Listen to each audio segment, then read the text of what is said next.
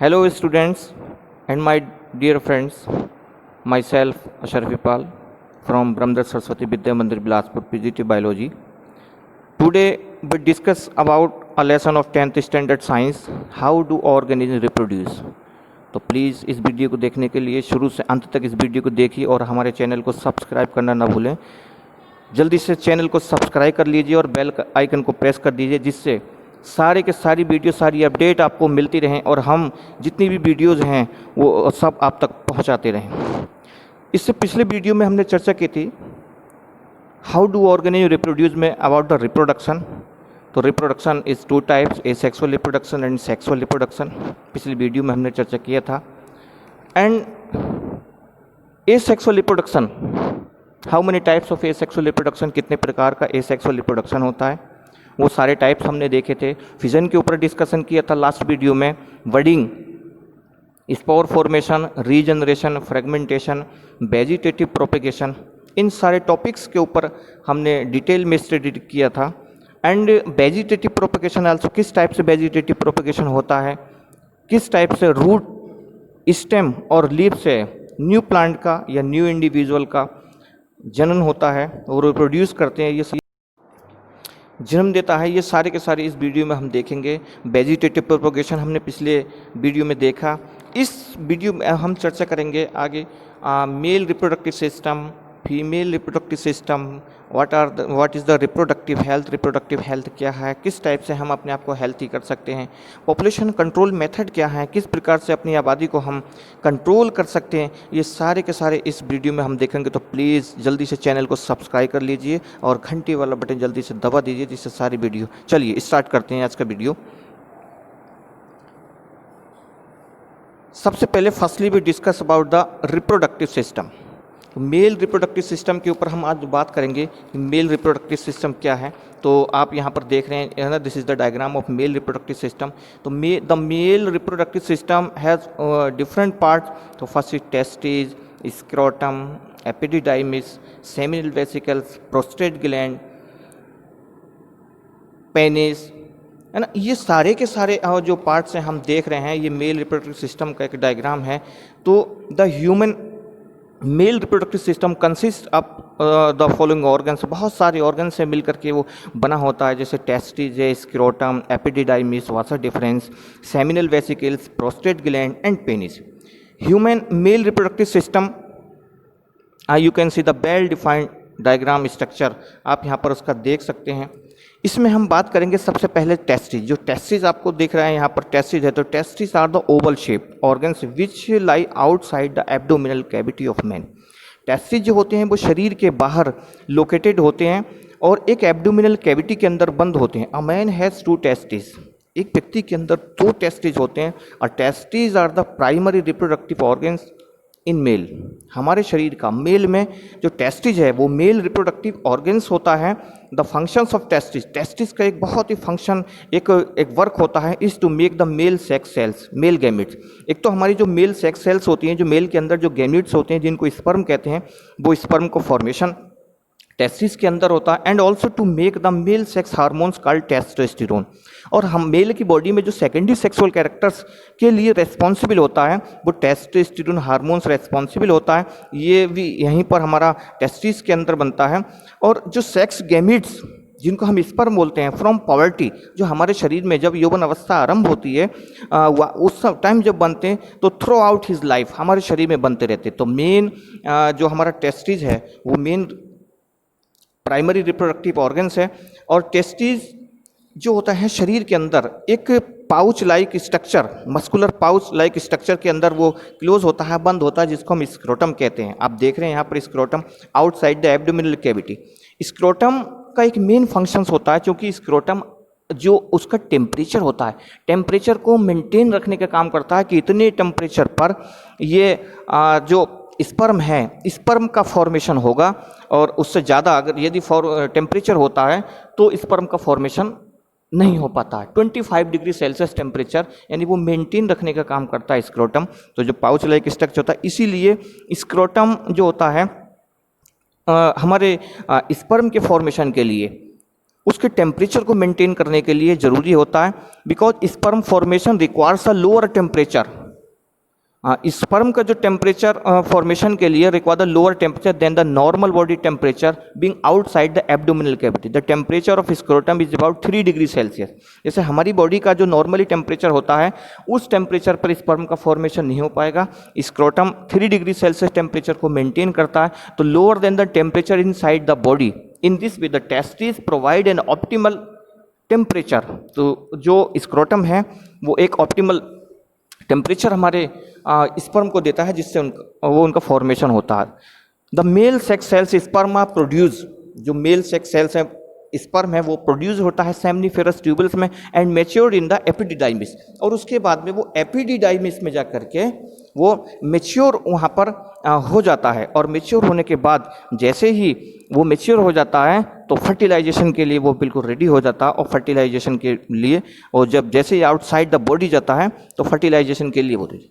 अब देखते हैं अब इसमें मेल एसेसरी रिप्रोडक्टिव ऑर्गन्स। हमारे मेल एसेसरी बहुत सारे रिप्रोडक्टिव ऑर्गन्स है, सेवरल रिप्रोडक्टिव ऑर्गन्स दैट जो मेल, इसमें हम देखेंगे sperm formation in testis come out and go into the coil tube called epididymis. जो स्पर्म का फॉर्मेशन होता है टेस्टिस के अंदर वो बाहर आता है, एक कॉइल, एक मुड़ी हुई नली होती है जिसको हम एपिडिडाइमिस कहते हैं। The sperm get store temporarily in epididymis. Sperm जो होता है वो टेम्परेरी रूप से एपिडिडाइमिस के अंदर स्टॉक रहता है। The sperm are carried by a long tube called vasa deferens. और उसके बाद स्पर्म एक लंबी एक ट्यूब के अंदर आता है जिसको हम वासा डिफरेंस या स्पर्म डक्ट के नाम से जानते हैं, जो विच कैरीज द स्पर्म, जो स्पर्म को लेकर के कैरी करके लेकर जाता है, विच ज्वाइंस विद अनदर ट्यूब, जो दूसरी ट्यूब में जाकर के जुड़ जाता है, इसको कॉल्ड यूरेथ्रा। हम यूरेथ्रा के नाम से उसको जानते हैं। कमिंग फ्रॉम द ब्लैडर, जो हमारे सीधे ब्लैडर से आती है, ब्लैडर से निकलती है। Along the path of vasa deferens the gland called seminal vesicle and prostate gland add their secretion to sperm तो that sperms are now in liquid. और उसके बाद में जो सेमिनल वेसिकल प्रोस्टेट ग्लैंड है वो एक सिक्रेशन करती हैं एक लिक्विड का, जिसको हम सीमेन के नाम से जानते हैं। और वहाँ पर उनको वो पूरा फ्लोटेशन होता है, पूरा न्यूट्रिशन मिला था। This liquid plus the sperm it contains is called semen.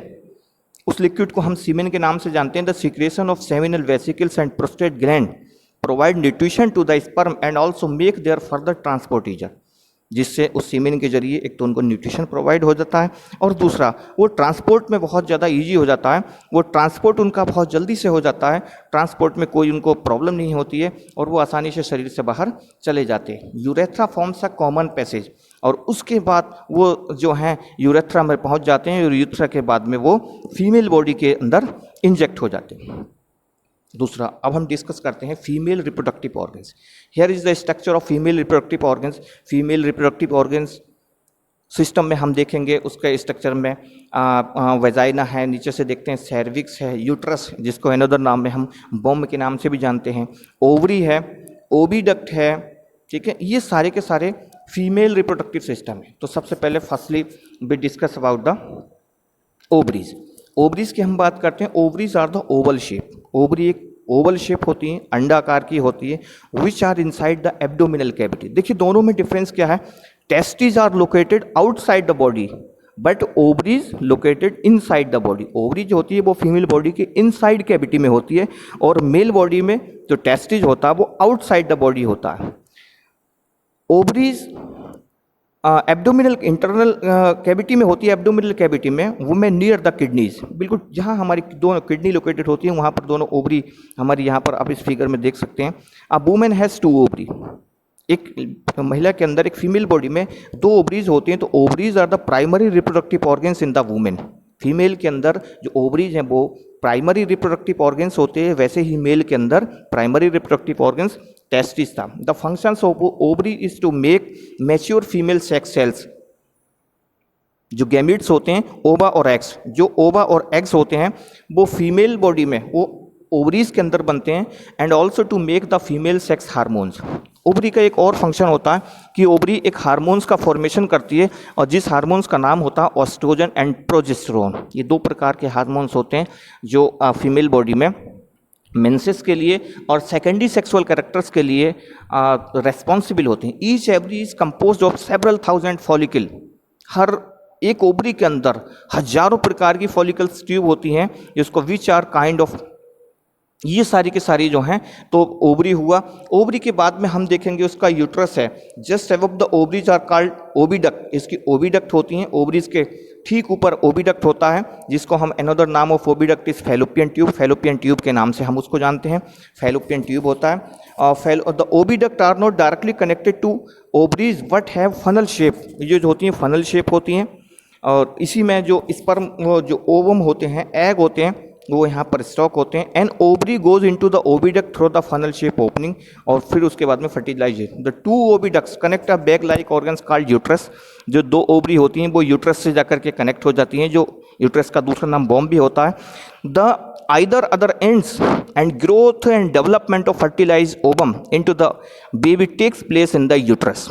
Baby का जो पूरा डेवलपमेंट होता है वो यूट्रस के अंदर, जो महिला का गर्भाशय होता है उसके अंदर होता है। The uterus is connected through a narrow opening called cervix, और यूट्रस जो कनेक्ट होता है एक नैरो ओपनिंग कॉल्ड सर्विक्स से जब ये कनेक्ट होता है। And another tube called vagina, और जो दूसरी ट्यूब होती है जो नैरो ट्यूब होती है वो वेजाइना है, जैसा आपने पीछे डायग्राम में देखा। Which opens to the outside of the body, जो फीमेल बॉडी के आउटसाइड बॉडी की खुलती है। Vagina receive the penis for putting sperm into the women body, और vagina is a tubular structure and it is also called birth canal, इसको birth canal के नाम से भी जानते हैं, because it is through this passage that the baby is born after the completion of development inside the uterus and mother. ये सारे के सारा ये फीमेल बॉडी का स्ट्रक्चर है। इसके बाद हम जो है डिस्कस करते हैं मेंसेस, है ना, जो मेंस्ट्रुअल साइकिल है जिसको हम मासिक चक्र के नाम जानते हैं। तो फीमेल बॉडी के अंदर in the normal healthy women ovulation takes place on the 14th day of beginning of the menstrual cycle. Menstrual cycle female के लिए बॉडी में एक बहुत ही नेचुरल एक हिस्सा होता है, जिसमें ovulation takes place the middle of the menses cycle. इसका जो एक टाइमिंग पीरियड होता है, जो मेंसेस का टाइम पीरियड होता है, तो वो मोस्टली 4 सप्ताह यानी 28 डेज का माना जाता है। द ह्यूमन फीमेल गर्ल्स और women ovaries start releasing ovum और egg once every 28 days from the age of puberty. जैसे ही पॉवर्टी स्टार्ट होता महिला के अंदर, फीमेल बॉडी में, गर्ल्स के अंदर पॉवर्टी लगभग 12 से 13 साल की उम्र में स्टार्ट हो जाती है। तो girls ovulation it start when they attain poverty, जैसे ही वो पॉवर्टी को करते हैं तो उनके अंदर ये जो मेंसेज है, मेंसेज का पार्ट स्टार्ट हो जाता है। और मेंसेज में हम देखते हैं इसकी कई स्टेज होती हैं। तो सबसे पहले उसकी जो होती है जो ब्लीडिंग डेज होता है, ब्लीडिंग डेज होता है उसमें किस टाइप से जो ब्लड होता है वो फीमेल बॉडी से पास आउट होता है। उसके बाद धीरे धीरे धीरे धीरे जो यूट्रस होता है वो मैच्योर होना शुरू होता है, और मैच्योर होने के बाद जो बहुत सारे इस टाइम में जो हार्मोन्स होते हैं, 2 पिट्यूटरी हार्मोन LH है ना, जिसका फुल फॉर्म होती है luteinizing hormones and FSH follicle stimulated hormones and 2 ovarian hormones. और जो 2 ओवरी के अंदर हार्मोन्स होते हैं, एक जो हार्मोन्स होता है oestrogen and progesterone, all their roles in the menstruation. इन दोनों का जो रोल्स होता है वो मेंस्ट्रुएशन में होता है। और मेंस्ट्रुएशन जो है एक नेचुरली पीरियड है, ये हर फीमेल बॉडी के अंदर जो है मेंसेस का पार्ट होता है। और जिस फीमेल बॉडी के अंदर नेचुरली मेंसेस यदि नहीं होता है तो वहाँ पर जनन में यानी किसी भी बेबी को प्रोड्यूस करने में है, किसी बेबी को वर्थ करने में बहुत ज़्यादा परेशानी, बहुत प्रॉब्लम्स होती हैं। तो इसलिए मेंसेस जो है एक नेचुरली एक हिस्सा है फीमेल बॉडी में। तो human the cycle repeats every 28 days, और ये साइकिल है हर 28 दिन के बाद रिपीट होती है। इसके बाद मेंसेस के बाद हमारा फर्टिलाइजेशन का पार्ट आता है कि फर्टिलाइजेशन में द मेल और फीमेल जो दोनों सेक्स सेल्स हैं वो आपस में जब एक दूसरे से फ्यूज होते हैं तो वहाँ पर फर्टिलाइजेशन होता है। और फर्टिलाइजेशन इज 2 टाइप्स, 2 प्रकार का फर्टिलाइजेशन होता है।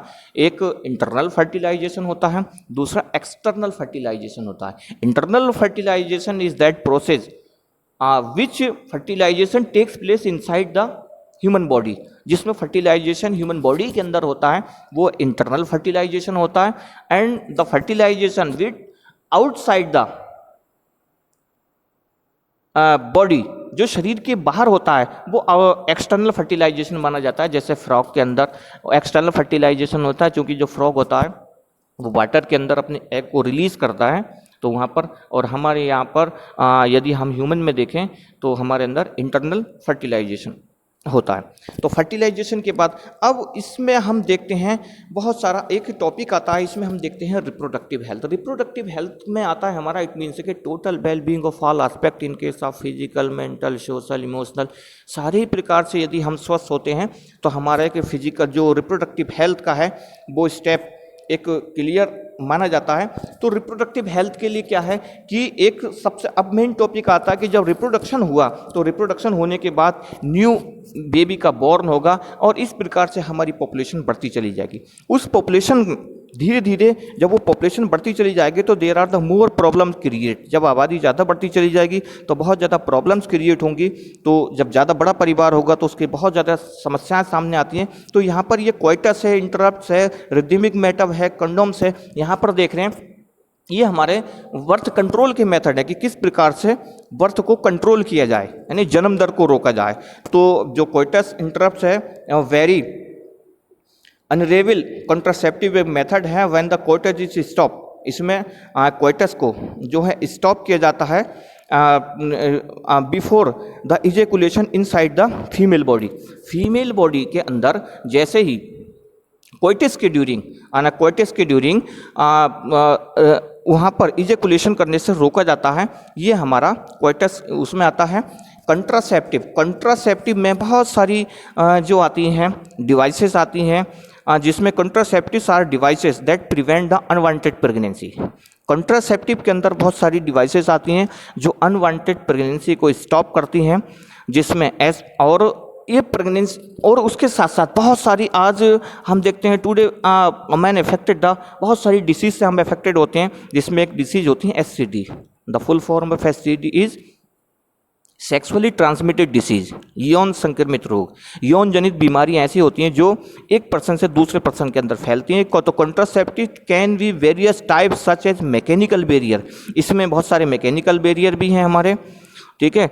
केमिकल मेथड्स भी होते हैं, सर्जिकल मेथड्स भी होते हैं, ये सारे के सारे हम देखते हैं। जिसमें हम केमिकल मेथड्स में देखें तो वी यूज़ द है ना different types of pills, different types की पिल्स होती हैं जो यूज़ की जाती हैं, जिनसे हमारा फैमिली प्लानिंग प्रोग्राम का जो स्टेप है कंप्लीट होता है। तो फैमिली प्लानिंग प्रोग्राम में बहुत सारी पिल्स होती हैं, जैसे मालाडी है, गोली के हमजोली है ना। ये इस टाइप से अगर हम लेते हैं तो जो हमारे फर्टाइल डेज होते हैं, फर्टाइल डेज में फर्टिलाइजेशन को रोक देते हैं, और जब फर्टिलाइजेशन नहीं होगा तो किसी भी बेबी का बॉर्न नहीं हो पाएगा। तो इस प्रकार से ये कॉन्ट्रासेप्टिव मेथड होते हैं। बैरियर मेथड भी अभी हमने देखे, वो कुछ हमारे बैरियर मेथड भी होते हैं। बैरियर मेथड जो यूज एंड थ्रो हैं, जिसको हम जब चाहे शुरू कर सकते हैं, जब चाहे हम शुरू नहीं कर सकते हैं, तो वो हमारे बैरियर मेथड्स में आते हैं। और केमिकल मेथड में बहुत सारे केमिकल्स हैं, दवाइयाँ हैं, टैबलेट्स हैं उनका। सर्जिकल मेथड्स में हम देखते हैं तो सर्जिकल मेथड्स हमारे अलग होते हैं। सर्जिकल मेथड्स में हम स्टेरिलाइजेशन में देखते हैं। तो यहाँ पर देखिए बहुत सारे हमारे मेथड्स हैं, जैसे यहाँ पर एक चीज़ है आईयूडी। आईयूडी होता है इंट्रा यूटेराइन डिवाइसेस। तो आईयूडी जो है इंट्रा यूटेराइन डिवाइसेस जो है एक प्रकार का इंट्रा यूटेराइन डिवाइसेस जैसे कॉल्ड कॉपर टी, एक प्रकार की डिवाइस होती है। Copper T is also very effective and preventing pregnancy, जो प्रेगनेंसी को प्रिवेंट करती है। Copper T is place inside the uterus in female body. Uterus के अंदर ये फिट की जाती है फीमेल बॉडी में, और जो है एक ट्रेंड नर्स के जरिए या फीमेल डॉक्टर के जरिए ये लगाई जाती है। तो आईयूसीडी और copper T prevents the implantation, ये उनको रोकने का काम करती है। इसी टाइप से स्टेरिलाइजेशन में जो है टू टाइप्स का ये स्टेरिलाइजेशन एक सर्जिकल मेथड होता है। Surgical method of birth control are available for males as well as female. दोनों के लिए सर्जिकल मेथड्स आज अवेलेबल हैं, मेल के लिए भी फीमेल के लिए भी।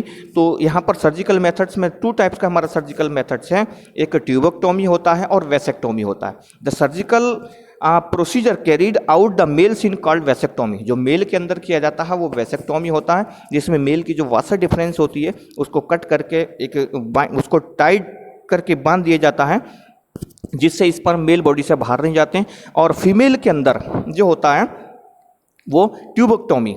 तो the surgical procedure carried out in the female is called tubectomy. तो फीमेल के अंदर जो होता है वो ट्यूबेक्टोमी का प्रोसीजर होता है, जिसमें उसकी फैलोपियन ट्यूब है, फैलोपियन ट्यूब को काट करके टाइट करके बांध दिया जाता है। तो इस वीडियो में हमने ये बताने की पूरी मेल और फीमेल रिप्रोडक्टिव सिस्टम क्या है ये पूरा बताने की कोशिश की है। तो आप वीडियो को शुरू से लास्ट तक आपने देखा होगा। प्लीज़ अपने व्यूज़ ज़रूर हमें दीजिए ताकि हम जितना भी हो सके अच्छे से अच्छा आपने और नेक्स्ट वीडियो में देने